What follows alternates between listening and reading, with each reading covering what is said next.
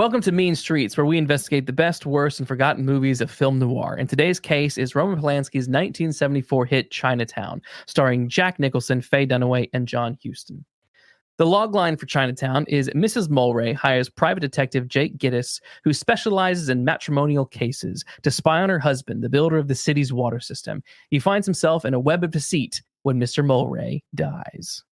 Before we kick off with the episode, just a quick reminder to everyone, if you're liking the show and you're enjoying what you're hearing, make sure you're subscribing, make sure you're sharing, make sure you're liking and all that kind of stuff. It really helps us out. Leave us comments on Apple Podcasts and leave us ratings on Spotify. Those go a long way. And thank you to everyone who's already been doing that and leaving us super kind and positive reviews. It makes us super happy. So thank you for that. But yeah, make sure if you listen and you like us, keep reviewing, keep sharing with your friends. But anyway, let's get into the film.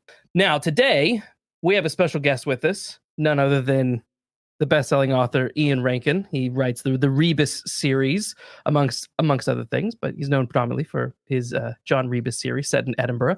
And Ian, welcome, and thank you for joining us today to chat about Chinatown.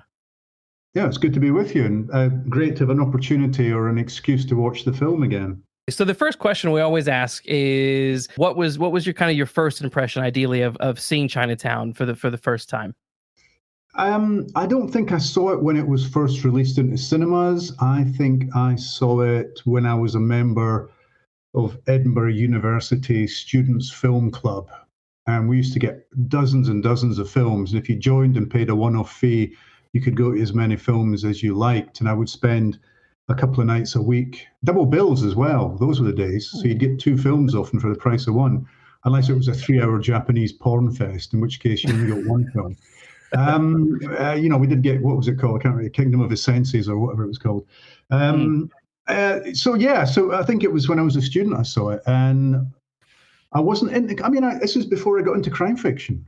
I'd read probably 4 crime novels in my life: The Godfather and 3 Shaft novelizations. So I wasn't best prepared for this. I didn't read Chandler and Hammett and the rest of them until sometime afterwards.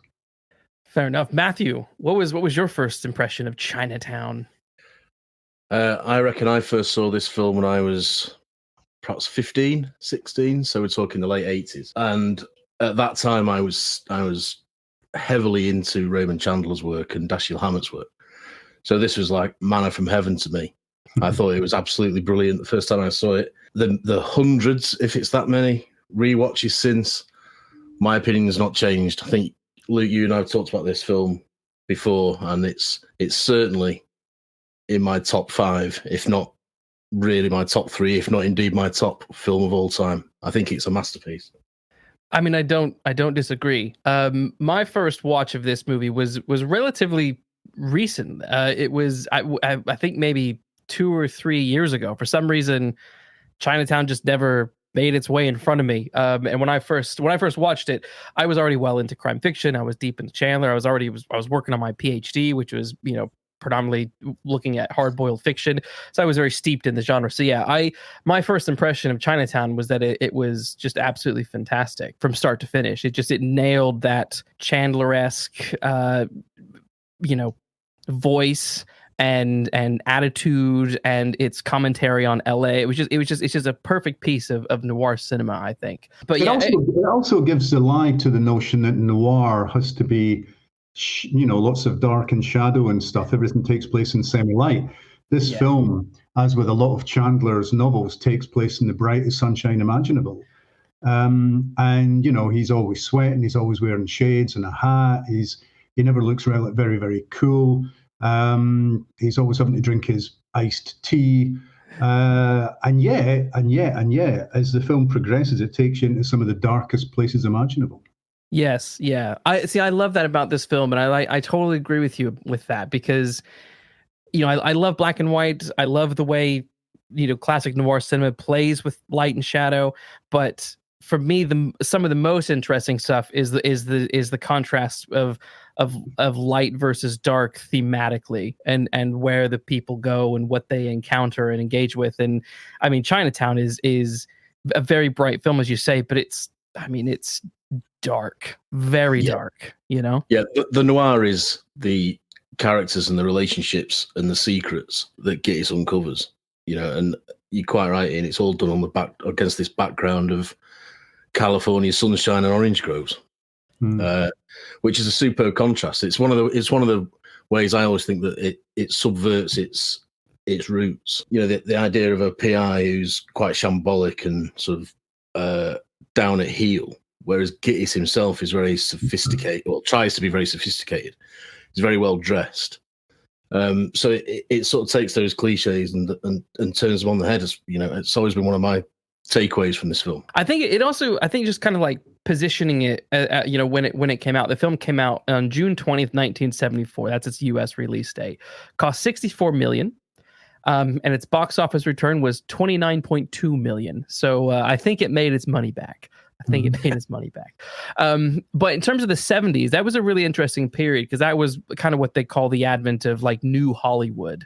And some say that Chinatown is the last of kind of classic Hollywood, but others put it in the sort of that pivot of new Hollywood, in which we're getting films like The Godfather 1 and 2, French Connection, Taxi Driver, but also big genre-changing films like Star Wars, Aliens, and Jaws. But would we say that Chinatown, I mean, the 70s have a lot of really great movies, but would we say that Chinatown is the best of that decade? Oof. I mean, you know, you've just mentioned some amazing films there. I mean, Chinatown was definitely part of a trend where the crime story was being taken seriously on screen, to the extent that big name directors and screenwriters were being attached to these projects, and Oscars and Oscar nominations were then forthcoming. So it was like they suddenly would have grown up. There weren't B movies anymore. There weren't things you went and spent your sort of, you know, drizzly Saturday afternoons watching in a flea pit. This was high art, or it was aiming to be high art. And I mean, the money that was spent on Chinatown, you can see it on the screen. I mean, it's got some beautiful production values. It's got fantastic costumes, even before you get to the script and the actors and the direction. And the soundtrack. Indeed, Jerry Goldsmith, who did all the great soundtracks in the 70s, early 70s. So in some ways, you know what it felt to me like when I was watching it just a couple of days ago for this interview, it just felt to me like the ur text for the James Ellroy novels that were to come. It's kind of like, you know, it's like because he looks, I mean, you know, if you look at the early James Ellroy, the early successful ones, it's families hiding secrets, and usually sexual secrets, and very driven rich people who do not want those secret lives to come to light. And this film is full of it. And, you know, John Huston's character, trying to avoid spoilers as much as possible, but John Huston's character is avuncular. You know, the way he mispronounces Gittes' name all the time, the wry smile on his face, the very louche way he carries himself, the braces he wears, the cane that he carries around. I mean, all of this guy is just a big cuddly teddy bear of a guy, but by the end of the film, he's an absolute monster. Yeah, I'd agree with that. And he's sort of more chilling because of when the truth about him comes out, it's somehow even more chilling than you think it is because of his personable and kindly uncle demeanor that you've seen before. It's brilliant. It's one of those things that I love about this film. When John Huston, when Noah Cross, he plays the character Noah Cross, when he first spoke, I was like, oh my gosh, that's the lawgiver. And because he's in the Battle of the Planet of the Apes, the very, very end, doing the narration. I was like, oh my God, I don't know, that his voice, that was like the first time I ever saw John Huston in anything, and that when I was a very, very small kid. So like that voice is just ingrained into my brain. So it's not. And by the way, it's not a perfect movie.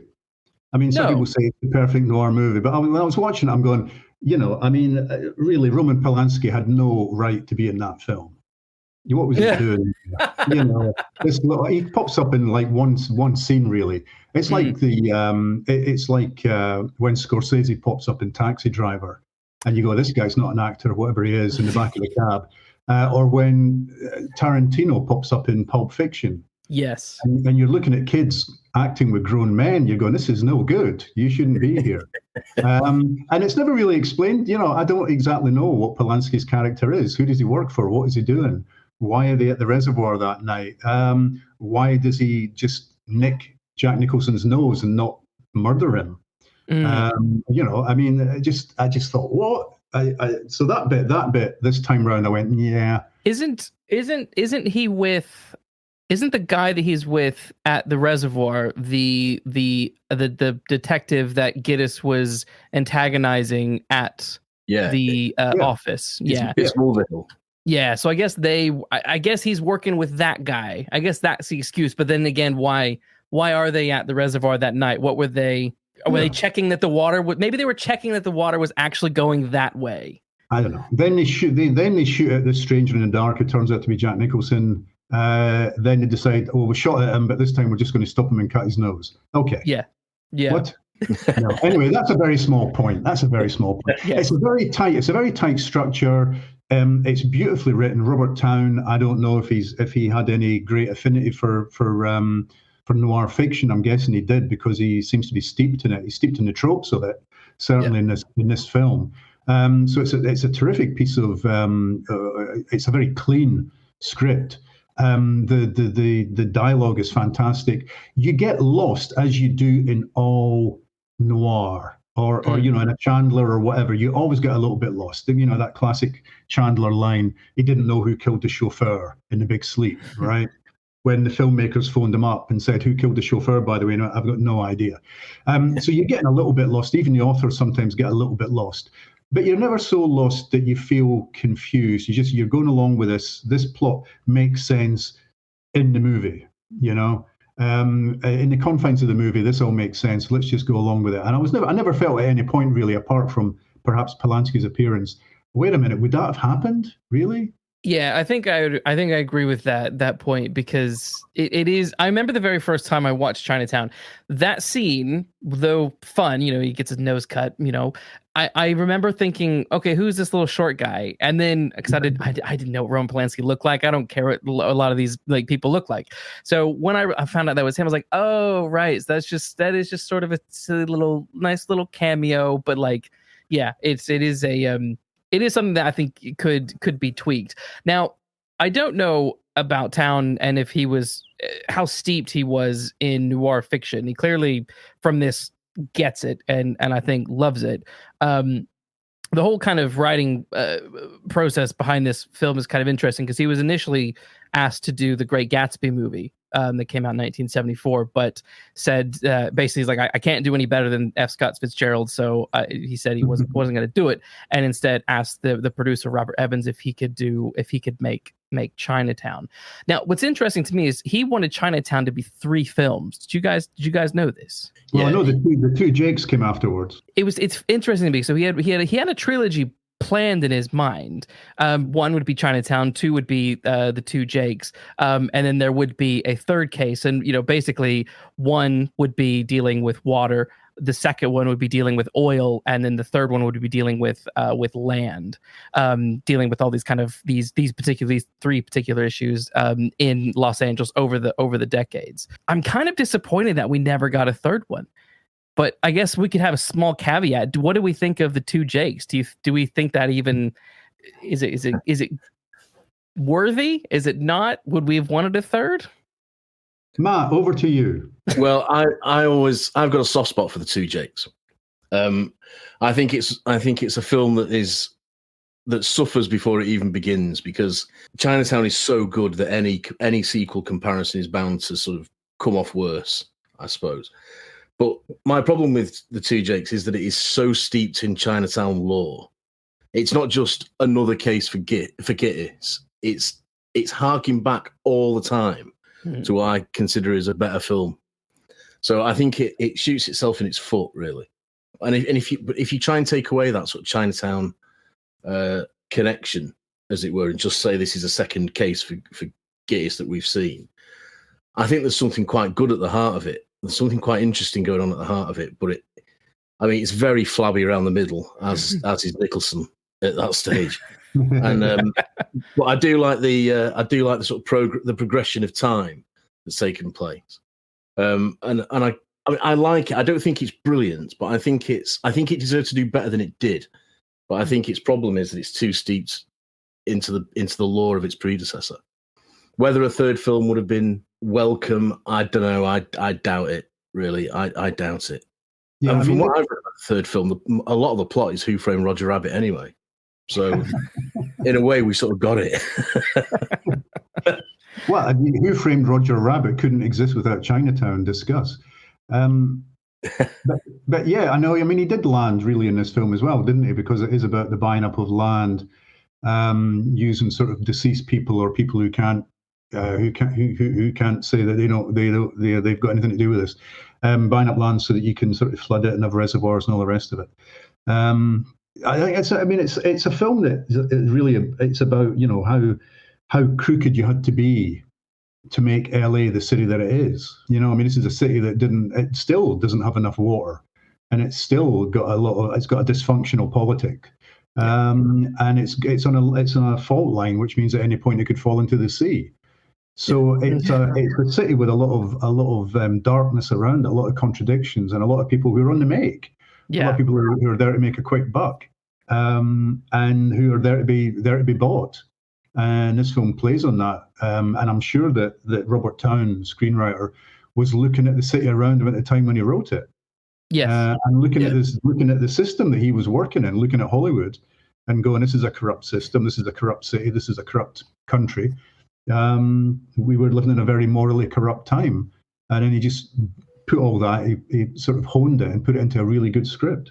He did. He sort of based elements of this story off of things that were happening in LA in the early 1900s, and literally 1900s. There was the dam breaking that's mentioned at the beginning of Chinatown is a reference to a similar tragedy. But I think the initial story that he was inspired by had to do with I think it might have been with building like the LA River or something along those lines instead of a dam. Which you can kind of feel that. But that's something I love about this movie, as you just mentioned, Ian, is the bad guys aren't the really bad guys in this movie. It's not a movie of just sort of grunt gangsters, street dwelling kind of people. It's the worst of the worst is at the top. It's very sort of, in terms of its like political commentary, it's sort of like trickle down corruption. It's literally at the top, and then it just keeps going down. But there are no real good people, I think, in this system. And I love the way he plays with this. Yeah, I mean, when you've got Gittes in conversation with John Huston's character, Noah Cross, and Gittes is saying to him, "How much are you worth?" "Oh, I have no idea." He says, "Well, you don't need any more money. You've got all the money you need. Why are you doing this?" Yeah. I mean, that's something I was going, wow, that resonates right now with the oligarchs and the kind of tech bros. Yeah. How much money do these people need? How much do they think they need? When are they going to be happy? When are they going to stop corrupting people and polluting and chewing people up and spitting them out? There seems to be no end to it. Absolutely. He has that great line, Gittes, doesn't he, in that scene, Ian, where he says, how much better can you eat? What can you buy that you can't already afford? Which is summing up that theme of the film in two questions. And I think this is what film noir does for me, but it's also what neo noir does for me, which is that it looks at what's happening at the time it's made, but through the sort of nostalgia of the past. It's what historical crime fiction does for me. So it can talk about things that perhaps they couldn't talk about in the contemporary period. And I think Polanski himself said it's a film about the 30s seen through the camera of the 70s. And I think that's 100% correct. And you're right, it's still relevant today in the terms of the power that those at the top have got and the abuse of it, and their own sort of central view of what they want. They'll go out and get it no matter what the cost. I mean, that's still a relevant theme to any sort of contemporary crime fiction, I would say. But then I also like the fact that it examines that plot and that theme, and then it goes straight back.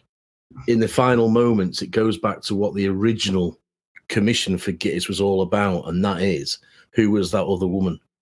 You know, so it sort of has these two major plots that then mesh all at the end. It's structure-wise, I think it's really, really well done, and thematically, I think it's very well presented. And it's got so much glamour that you don't always notice how gritty and dark it's being until you think about it afterwards, because you're so busy looking at the costumes and these really expensive houses and all the servants running around and the cars. The life that all these people are living is very glamorous, gilded life. Yeah. And I think that's why, and we've not talked about it yet, but that's why I think that Faye Dunaway was such fantastic casting, because she's probably the premier glamorous actress of her generation. She's somebody who has real star appeal. And, she, you know, I mean, all noir needs a femme fatale, right?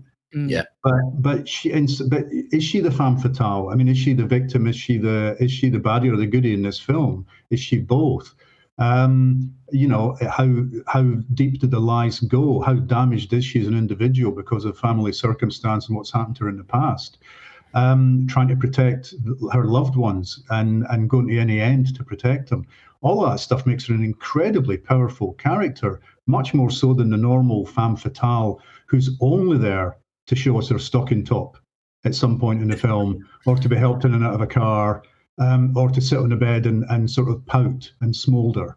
And Faye Dunaway can do all of that, and she does all of that. She pouts particularly well, but she's a much, much stronger, more three-dimensional character than just about any woman that I've seen in a noir movie. I like the fact that you don't really know what she is until the truth comes out. She's certainly presented as the femme fatale in the early stages of the film, and that's the role that you expect her to play. And as you say, to an extent, she does. She does all the things that you expect a femme fatale to do, but in the end, when it's all unravelled, she's been something much more complex and something much more out of the noir ordinary. That again just sets this apart from a lot of its ilk. And her entrance, right? I mean, you get used to, if you've watched a lot of noir movies, if you watch a lot of black and white, you know, the femme fatale arrives at the PI's office and is waiting there for him, and he walks in, he's immediately smitten by her because she's glamorous and gorgeous and all the rest of it. The entrance of Faye Dunaway in this film is hilarious. Yes, I mean, the way that it's framed, the way that Polanski frames it, here's Jack Nicholson's character telling a joke, a dirty joke to his associate, and he's no idea that behind him the door is opened and there stands Mrs. Mulray. And the scene goes on and on and on and gets less and less comfortable for his associates who know she's there. He doesn't know. He gets to the end of the joke, great gag, great punchline. He turns around and there she is, looking like the Ice Queen. And I just, again, it twists around what you're expecting a noir or a period drama is going to do. Yeah, I agree. Because we recently reviewed Out of the Past with starring Jane Greer as Kathy Moffat, and then several weeks ago we also did Who Framed Roger Rabbit. And thinking about Jessica Rabbit and Kathy Moffat and now Faye Dunaway in Chinatown, these three are like really quite standout femme fatales for me. And I think what's interesting, particularly about Faye Dunaway being Evelyn Mulray here, is what a lot of femme fatales are essentially victims of a system. You look at Bridget O'Shaughnessy, and she's fighting for survival. A lot of original femme fatales are kind of in that sphere where they're women who are trying to gain some position, some agency, and a lot of patriarchal systems are pushing back at that time. And I think she really represents that. Whereas if this were a typical old school film noir, she would definitely be a more kind of overt villain, probably a la Out of the Past. But I think what's so good about this one is she does hit those femme fatale checks. But I love that Chinatown leans more into the fact that these women who do these things, who kind of make up the makeup of the femme fatale, are essentially victims of the era of the society of the system. And I love the way Chinatown plays with that. And I think it does it remarkable, but also quite tragically. Can we now start to discuss the elephant in the room? Discuss away. Shall we discuss the elephant in the room? I mean, Polanski. Yes. The theme of this film, the plot of this film, and Polanski's life in and out of movies. When you watch it now, there are resonances that you would never have been aware of when you first saw it in the cinema, or when you watched it in its early release. This is a film about young people being abused. It's a film about people being sort of tossed aside. It's a film about how power corrupts, made by a man who seemed to be corrupted by power himself. So that adds an extra level of shock, I think, now watching it. And in a way, I don't know if we're even allowed to discuss it, or is it, is it? No, we can discuss it. But is Chinatown the movie on the cancel list? I think there were certainly people a few years ago who tried to cancel it and say, we shouldn't watch any films that Polanski has made. I think the overwhelming response to it was, but that would rob us of not only of Chinatown, but things like Rosemary's Baby and films like that are perhaps too important to totally disregard and never view ever again. But yeah, I think there was some sort of stirrings and rumblings that Polanski should be cancelled and his films along with him. It's something I vehemently disagree with. I mean, I'm not saying that we defend him, but the idea that if one person turns out to be a piece of crap, or does some very questionable things or whatnot, the idea that we should then eradicate their art from experience is I think just absolutely naive. And also, I mean, Chinatown isn't just Roman Polanski, which is another reason that's like why.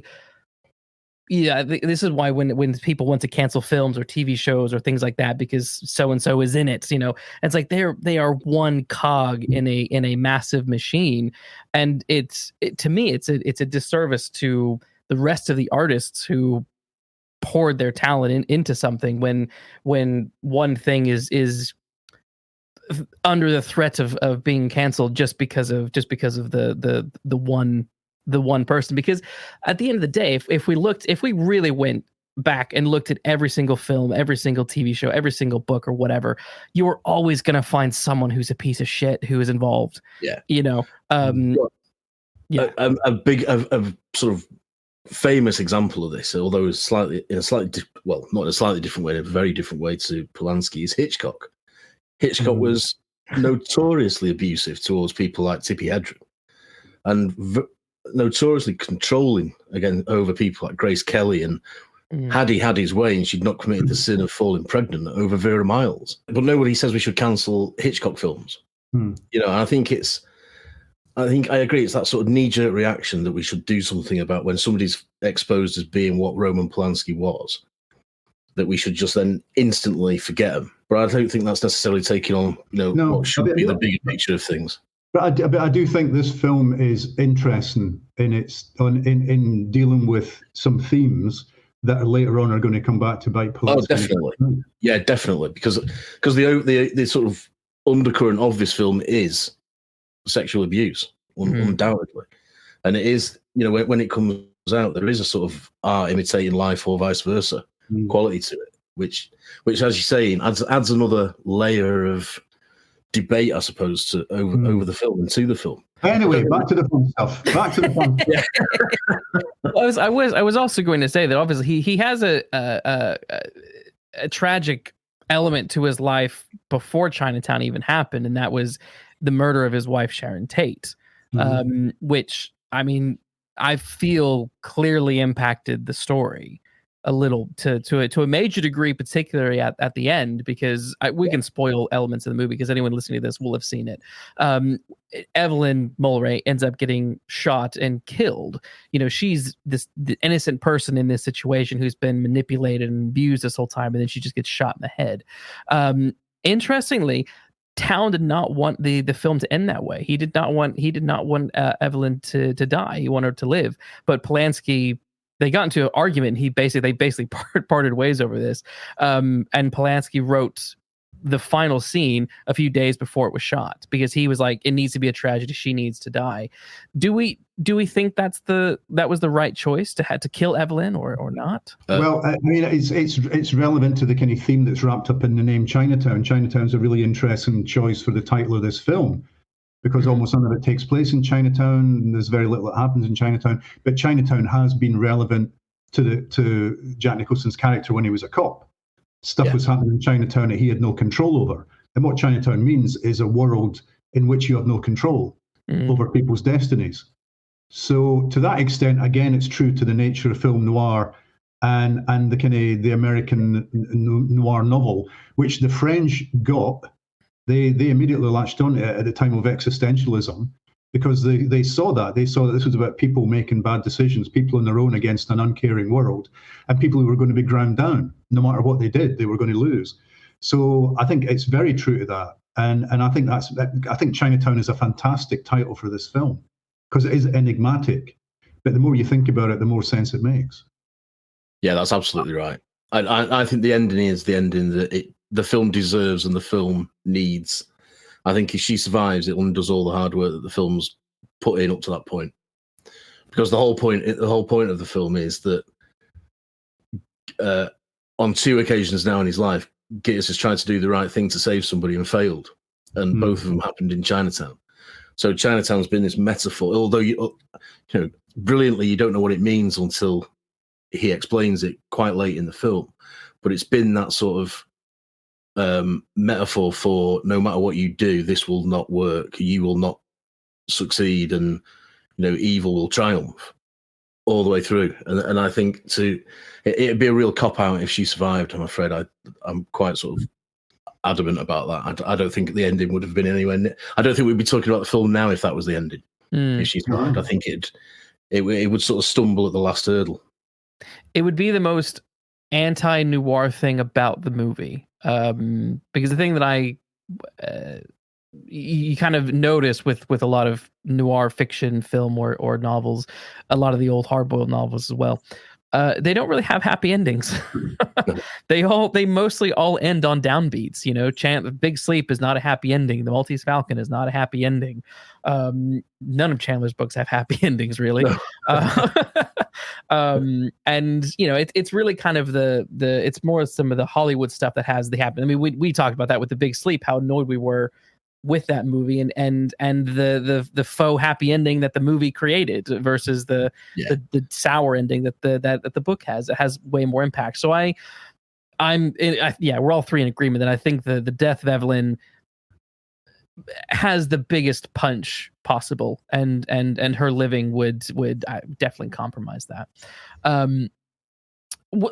Should we talk about specifically about characters? Because I'm interested to kind of unpack our thoughts on Gittes himself as the private eye, because he's we've said he's flashy, wears nice clothes, but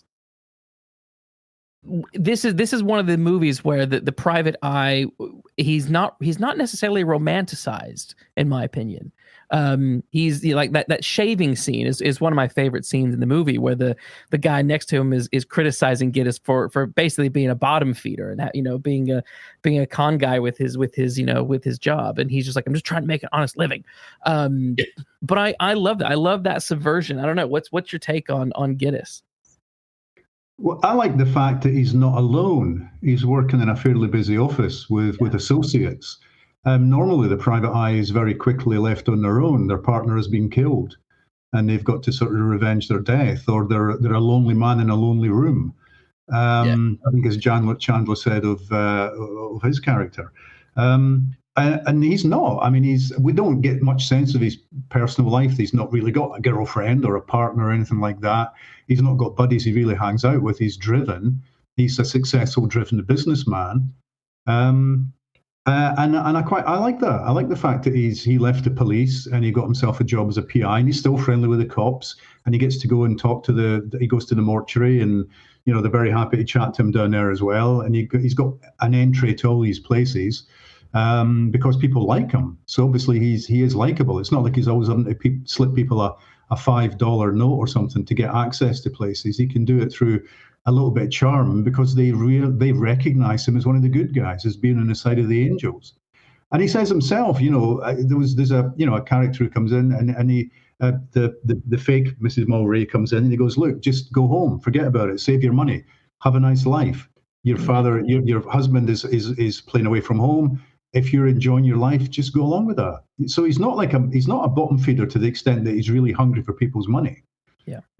He'll take it. I mean, obviously he'll take the money, but he's got a code of honor, I think, and we see that from quite early on in the film. Yeah, I love that scene with the fake with the Mrs. Mulwray, and I wrote that down because I found that scene so telling, where he's just like, she's gonna drop a bunch of money in your lap, man, and he's just like, nah. I'm like, what?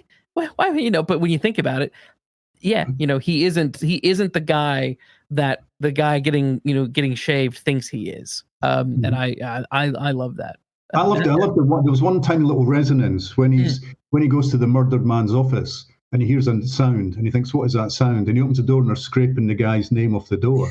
I mean, that harks back to so many PI stories where the partner has been killed, and so the name's getting taken. You're left with Sam Spade or whatever, because the name's getting taken off. Archer's name's getting taken off the door.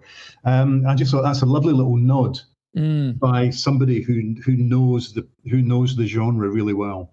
Yeah, it is. And I also like the fact that he's not alone, and that he's obviously doing well. I mean, he's employing 2 agents and a secretary. So he's the antithesis. Chandler's always banging you over the head with how poor Marlowe is. He's not got 2 cents to rub together, and it's the shabby office at the end of a shabby corridor and all the rest of it. Well, Gittes' operation is completely different. And again, it's one of those sort of cliche subversions that the film is packed full of, that I really enjoy. And I like the fact that he's, again, it's going against type, because very often PIs say we don't do divorce work. But for Gittes, he openly and proudly says it's his métier. So when he gets embroiled in a murder plot, he's a bit sort of at sea. He's not used to corpses and police interrogations and witnesses and following clues. He's used to sitting on boats in the lake, taking surreptitious photos of cheating husbands. And that's I love all the bits that show us what his job is. So, nicking the business cards from the guy so he can pretend to be the guy at a future date if necessary. Or having his mate on the boat so he can pretend to take photographs of his mate, but he's actually taking photographs of the romantic liaison. And the thing with the pocket watch, he's got pocket watch. Love the pocket watch. And he winds it up and he puts it under the car tire so he can tell how long the guy's been. When the guy drives away, it breaks, and he goes and picks it up again. That's just such a nice little detail, Yeah. The other one I like is when he kicks the tail light out so he can follow him easily. He can follow him easily. All those tricks of the trade that too often fictional PI aren't shown to have. They sort of use the wits and all that business. But these things he'll have picked up from other cases that show a background to his character that's not sort of, shoehorned in too much, or you're not beaten over the head with it. I think all that is such. It's that lightness of touch that I really like, that suggests that he's an experienced private investigator, who is at one point in the film out of his depth, but he's clever enough to get to the bottom of it, and sort of out of his comfort zone is the popular phrase, isn't it? But too often you don't get things like that very often in film noir and PI stories. That they are very much of a type, and Gittes is kicking against that, I think. And it's perfect. One thing that jarred with me, which was the little pond with the salt water in it. I thought, why have you got a pond with salt water in it? And how are the fish surviving? Because it was kind of like koi carp or something, which I think need fresh water, not seawater. And I wasn't really sure what the hell that was doing there. Yeah, my first few watches of the movie, I never caught that, but that did register with me in this last watch. It was like, we don't have saltwater ponds with fish. It's bad for the plants. Well, why do it then? Bad for the grass. It's for the plot, so that he can confuse grass with glass. We have that nice little racist moment. A nice little racist misunderstanding. Yeah. That's the only reason I think that exists in this film. Oh God. Do I get to tell my Robert Towne story now? Yeah. Of course you do. Oh my God. So they had a showing of Chinatown a few years ago at the Edinburgh Film Festival, and Robert Towne came along. And so we watched the film, and then there was a Q&A with Robert Towne. And they said, any questions from the audience? And nobody seemed to be very keen. So I just put my hand up and I went, yeah, this gentleman in the fourth row.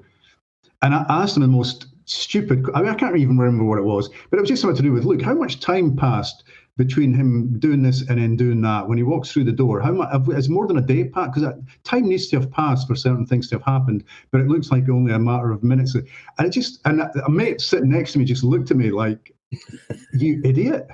Of all the things, of all the huge questions you could have asked Robert Towne, he's a job, Bob. All the things you could have said to him. Here's my script, Bob. I just chose this really inane question, which he muttered a polite response to and then moved on. I mean, worse things could have happened. I think I don't know about you, but I freeze in those situations. This is why anytime I go to like talks with people, I don't ask questions, because I know I would do the same thing. I would ask a stupid question, and then people would be like, "What is this guy? Why did he? What?"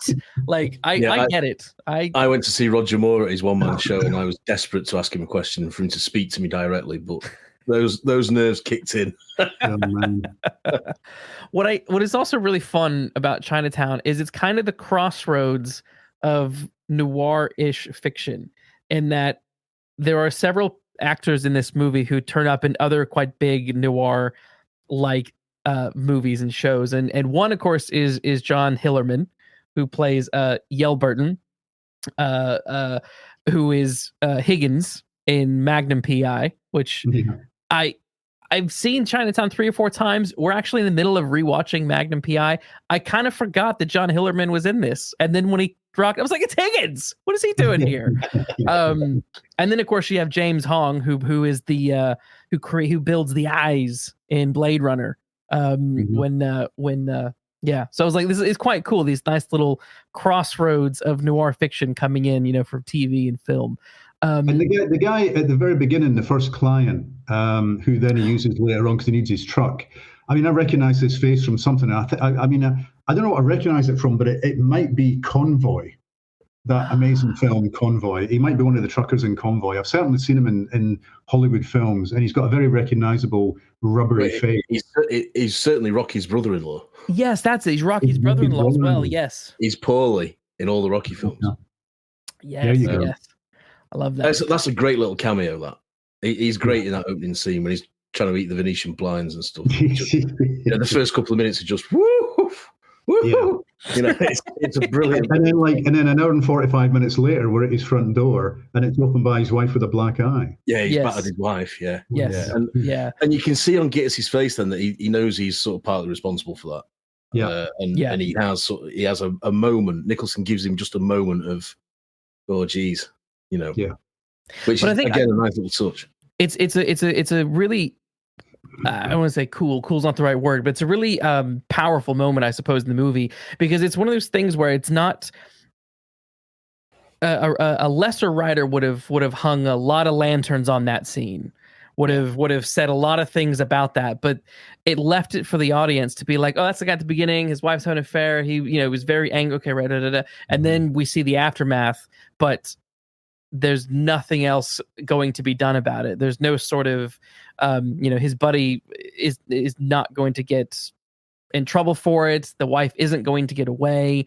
She's stuck in that situation. Yeah. And I think that emphasizes that theme throughout this movie of women trapped by abusive men, abusive, powerful men, and power being, super rich like Noah Cross, or just that sort of, I guess, patriarchal power at that time where women just didn't have a lot of options, a lot of agency, a lot of power themselves to get out of and away from people like him. So I find that scene so interesting, and the look that she gives Gittes when she opens the door says everything. So it does, yeah. She hates him. But again, it shows the sort of universal nature of these themes, doesn't it? Because they're a sort of working class. He's a truck driver, and she's trapped in her own hell, and Evelyn, who's far further up the social scale, is trapped in her own hell. And so being trapped in your personal hell affects everyone from the top right down to the bottom. It's a universal. The themes of this film are universal, and with very sort of delicate and but well placed character touches and character reactions from the actors. Yeah, and I mean all the character work is great. I mean, I even like that the cops are not bad cops. Yeah, the cops are pretty decent guys, or at least one of them is. And is going to take Jake in and pull him in if he doesn't do the right thing or doesn't back away or doesn't tell me what he wants to know. But he's got a kind of sly wisdom to him. He's not an idiot. He's not a forelock tugging idiot, and he's not been bought up by the corrupt people above him. He's an honest cop, and he's a good cop. He's a decent cop, and he's a well-dressed cop. Everybody's well-dressed in this film, apart from our little blue-collar guy at the start. But we've got dapper detectives and dapper private detectives. It reminded me of LA Confidential, because that was the second episode we ever did, and doing research into that basically was learning that in LA and Hollywood and stuff, to be a cop, to be a detective was basically on par with being a superstar at the time. And you can totally see that. You see that in the way they dress. Now, Lou Escobar is the cop you're talking about, played by Perry Lopez. So I was reading, and someone said that Lou Escobar is the real villain of the story. So I want your opinion on that, because, and the reason that was given for this was that it's because he refuses to listen to Gittes when he's trying to explain everything, and essentially is willing to turn a blind eye. So Lou doesn't seem to be on the take, but he's also not making great strides to go after the corruption, or so possibly. Do we think that Lou is really a good cop? Is he really? I think he is. Yeah. I think it's a bold statement to say that he's the real villain when you've got Noah Cross in the wings. That's a real bold statement. I agree. I think it's more my reading's always been he's trying to him and Gittes were obviously friends, and whatever happened between them that means it's a bit prickly now happened, and we don't need to know what it was. But in that final scene, he's saying, "I'm doing you a favor, Jake. Get your partner out of here. Get him gone." That's to protect Gittes from doing something stupid. And I wonder whether is he turning a blind eye, or has he just already learnt the lesson that no matter how hard you try, you ain't going to prosecute Noah Cross. And if you try, you'll end up booted off the force one way or another. Is that not what he's doing? I don't think he's a bad cop. I certainly don't think he's the villain of the piece.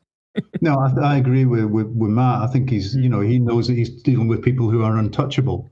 Yeah. The people at the very top end, they're not going to end up in a courtroom. They're certainly not going to end up going to jail. And so he does what he can within this system.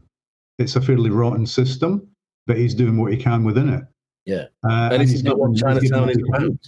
Yeah, it is absolutely what it's about. And, was he one of the cops who worked Chinatown at the same time that Jake was working Chinatown? Yeah. So, I mean, he's seen the situation before. He's seen Jake get into these situations before. He knows, he knows what the outcome potentially is. And I think that phrase, doing what you can, is pretty much what the whole Chinatown metaphor is. You do what you can, but it ain't going to be enough. And I think Escobar's learned that. Yeah. It's just that he stayed in the force and Gittes walked away. So I don't buy into that theory. I personally, it was a strong opinion for someone to have to say that Lou is the ultimate villain, because I am also in agreement with that. Well, he's not perfect, but as you were saying, Ian and Matt, it's these people are too powerful to do anything about. I mean, there is that famous quote, and I forget who it was by. I mean, not in the context of this conversation, but a famous quote about all it needs for evil to triumph is for good men to do nothing. Yeah, and I guess he's a good man who doesn't do very much within the context of the movie. Yeah, or as Gittes puts it, as little as possible. Yeah. Yes. What's your guys' thoughts on the kind of the eyes are flawed motif throughout this movie? So Evelyn Mulray is famously known for having one of her eyes has a flaw to it, and a lot of people have read into that. She's sort of unable to see the world clearly. She's kind of looking at life through a distorted lens because of that. And then of course at the end of the movie, the eye that she is, well, the part area that she is shot through is her flawed eye. What do you guys make of that? Do you agree with that? Is it well developed? What's your take? Well, look, I've never been to film school, so I didn't notice any of that. It's I mean, it's a flaw. She's not perfect. She may look perfect to you when you're watching it on a movie screen, but she's not perfect. There's a crack in everything. That's how the light gets in, as Leonard Cohen once said. But also, the people in this film have imperfect sight. The glasses that Noah Cross wears, whatever, the glasses that seem to be a kind of clue as to what's going on, misread by Gittes to start with, and then it dawns on him what's actually going on. So there's a touch of that. It's a touch of her flawed sight or her flawed eyes may have come from her father, who also has a flawed vision of what he thinks Los Angeles could and should be. He's going to bring Los Angeles to the desert. He's not going to take the desert to Los Angeles. He's got a huge vision of the future. I mean, these are the kind of people who built America. James Ellroy said his novels are the story of how America was created by bad white men. And Noah Cross fits beautifully into that notion of an America being built, a capitalist America being built by bad white men and riding roughshod over everybody. I love to sing. I mean, this is slightly off tangent, but I love the little kid who comes on the horse. Who comes from somewhere outside Los Angeles, some really poor, dirt poor, where his parents are probably farmers, and he's just going to wandering through on a horse. And he has a couple of little scenes in the film, but he's an intriguing character in his own right. Right, Matt, back to the flawed eyesight, buddy. Yeah, I sort of see what they're saying, what whoever has put that theory forward is saying, but yeah, I think it's possible to read too much into a certain points. I think overall as a theme, I agree with Ian that people aren't seeing things as the way in the manner or the interpretation of what they're seeing correctly. The glasses are a clue. They are a physical manifestation of that idea. And Gittes doesn't see, because he misinterprets the bad for glass, bad for grass clue. He's not seeing things the way that he should in order to get to the truth of it. So there is the thing of flawed vision. Definitely is a motif in this film. Whether this fleck in her eye has anything to do, other than to sort of show on a very sort of fundamental level that he's looking so deeply into her eyes that he sees it, because it's the prelude to the love scene. And it is a flaw in her character or in her physical attributes that you could perceive as being a metaphor, for want of a better word, for the flaw in her history and her backstory and her tragic flaw, as it were. But I do wonder if that's a bit sort of overkill. Maybe. I mean, I feel like there's maybe something to it. It's not a big element of the movie, but I do think there's something to it, though. I think there is a vision perception commentary kind of trickled throughout. Because something that I thought was really interesting. I mean, Faye Dunaway is fantastic in this movie. She has so many outstanding scenes, but one scene that I thought was quite interesting and how it was played out was the lovemaking scene, was the sex scene. And it's after they've had their little coitus and they're in bed together, and they're talking. And once they're talking, she's standing there, she's exposed, she's showing her tits to him. She's not nervous or anything like that. But the minute Gittes mentions her father, her entire body language changes, and instantly her arms go up and she covers herself, and you see that shame and that I guess those feelings of shame, there's probably feelings of guilt and that abuse just kind of rising up at her, and then the next thing you know, she's wearing a full dressing gown. And I mean, that's one of the things I love about this movie are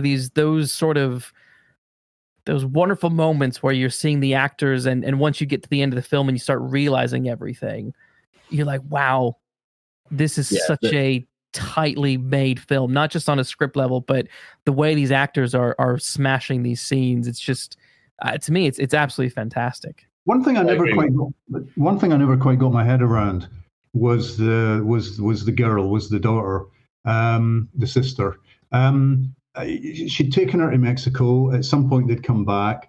She'd married her dad's business partner. The daughter is there somewhere on the scene. Does the daughter start? I mean, the husband is then seeing the daughter, taking her out, photograph with her. They think she's the other woman. That all seems to be very innocent because he's not the sort of guy who would do anything like that. Noah Cross could have come for her at any moment. Yeah, it seems to me. So why now? Why does it matter now? And I just thought, well, you know, why is this family drama happening now and not 5 or 10 years ago? Matt? Yeah, that's a good that's a good point. I don't think it's that's the kind of point my editor would point to me if I just delivered the manuscript to them. You know? Yeah. I don't think it's properly explained. I have to say, I don't think it's properly set out. And again, maybe it goes back to your question to Robert Towne about, you know, the timeline of this film and what's happening when. Maybe Towne's not very good at chronology. Maybe your question wasn't a bad question after all, man. Maybe it was a great question after all. You see? No, I agree. Thanks for bailing me out, guys. Thanks for bailing me out. If you tell that story again, Ian, you can say that it was all intentional. Yeah. But I do agree. So I don't know about the time thing. I don't think that is properly explained. I think that is probably a flaw. But what I do agree with is something you said earlier, Luke, about her putting her arms up to cover herself after the minute that the father's mentioned. And you're right, that is a commitment from the actors to the characters on a performance level. But it's also, from a storytelling point of view, part of the quite brilliant way that clues are planted in this script. You know, it's Noir very often isn't clue dependent, but this is very well clued. You know, this is signposted quite frequently, but you don't see it until it's all explained to you, and it takes multiple views to see little details like that can easily be overlooked on first viewing. I think from that point of view, I think it's technically one of the best. And it's a perfect marriage of script and performance, because the performances are subtle enough that the subtle cluing in the script is then conveyed by subtle performances. Yeah, you know, and that's what filmmaking's all about, isn't it? Yeah, I think there's a couple things I want to mention before we wrap up. But there's a couple of things that the film does that I think are quite interesting and subversive in a very cool way. One, there's no car chase in the city. I love that there's a car chase, but it's in an orchard. It's such a random place to have a car chase. And I absolutely love that. But I also love that Gittes on his own gets his ass handed to him so many times. He is not Humphrey Bogart Marlowe. You know, he is getting his nose cut. He's getting beat up. He is a bloody pulp by the end of this movie.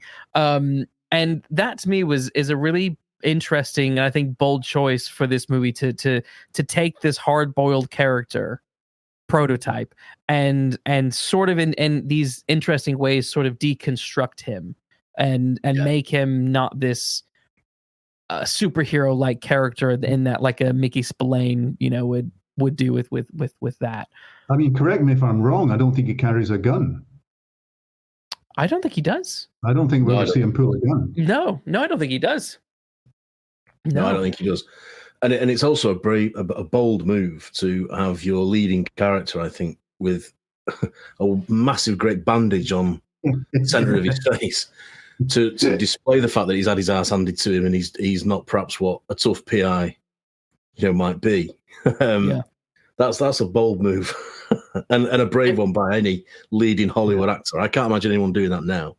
Can't imagine any of the Hollywood actors. And then now. To have a scar, it's not a sexy scar, is it? No.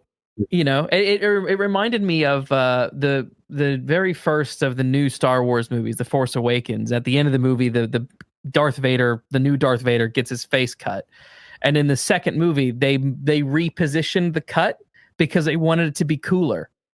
Literally what they said, and I'm like, Chinatown is great because this guy just got his nose cut. That's not a sexy scar.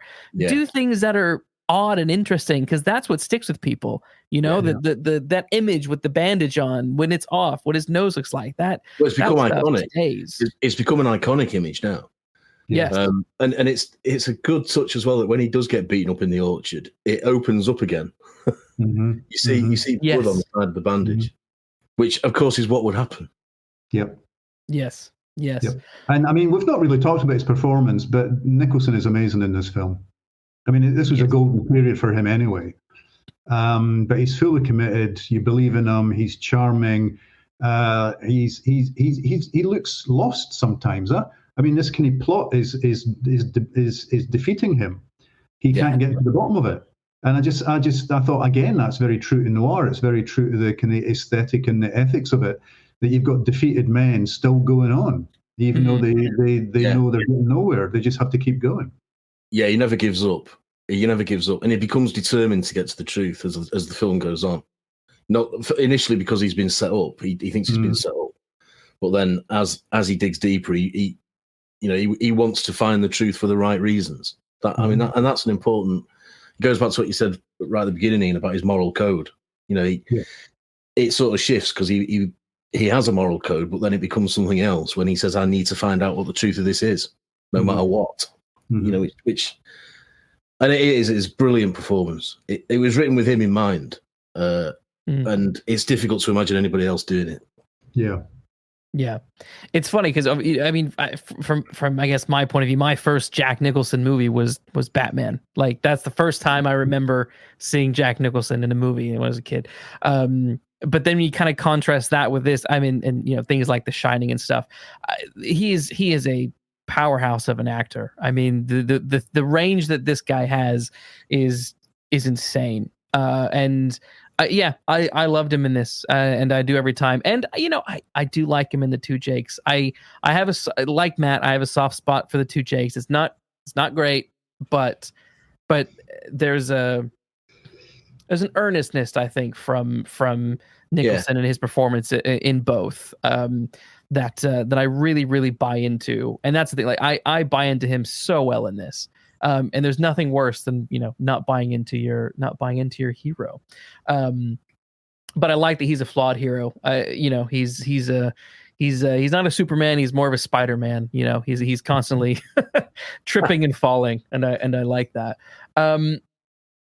Closing remarks. What any final words on Chinatown? Well, I think it holds up really well. I mean, not every movie from that period does. But I just think it's still stylish. The action is still thrilling when it comes.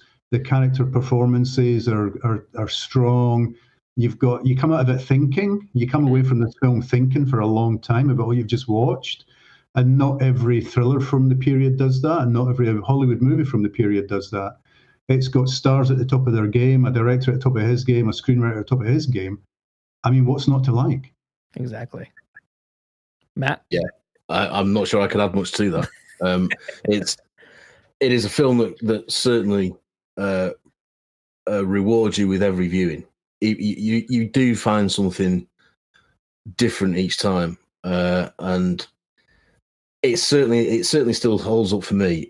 It's not dated for me, either in the way it's not dated because it's frozen in time because it's a period piece, but the way it's shot, the way it's acted, the way it's directed, I think he's still quite contemporary even now, and it's a sort of timeless film, if you like.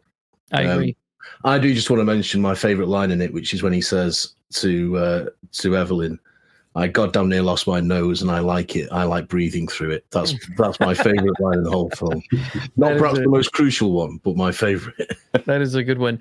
So Ian, at the end of every episode, we rate the movies, and we give it out of Falcons. So 1 Falcon being the worst, 5 being the best.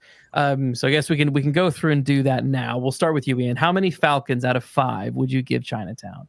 I think it's a strong 5. I don't disagree, Matt. No, it's a strong 5 from me as well. There we go. We're 3 for 5. So it's a smash. You would not have invited me on here if I was going to give it 2 Falcons. I mean, it would have made it a very different but also equally interesting discussion, I think. You know, it's that could have been fun. But yeah, I mean, you know, the film is a smash hit. It at the 47th Academy Awards, it was nominated for 10 Oscars, and Towne won with Best Original Screenplay, which I think is well deserved. Well, folks, that's our investigation into Chinatown, and thanks for joining us on it. We hope to see you back in the consulting rooms next week. Until then, please do like and subscribe, and be sure to take care walking down those mean streets.